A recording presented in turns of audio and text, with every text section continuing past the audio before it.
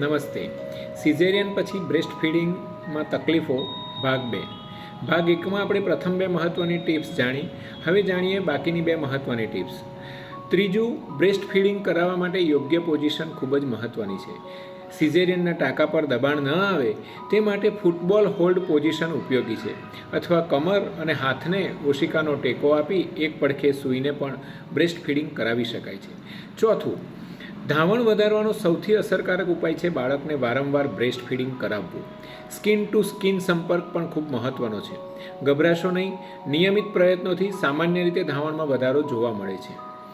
જો ધાવણ ઓછું આવતું હોય, નિપલ અંદર દબાયેલી હોય, નિપલમાં ચીરા પડ્યા હોય, છાતીમાં લાલાશ હોય કે દુખાવો રહેતો હોય, અથવા બ્રેસ્ટ ફીડિંગ કરાવવામાં મુશ્કેલી પડતી હોય તો મારો અથવા તમારા નજીકના ડૉક્ટરનો વિના વિલંબ સંપર્ક કરો.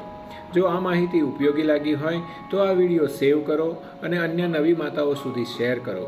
આવા વિશ્વસનીય આરોગ્ય વિષયક વિડીયો જોવા માટે મા ક્લિનિકના આ પેજને ફોલો કરવાનું ભૂલશો નહીં. Thank you.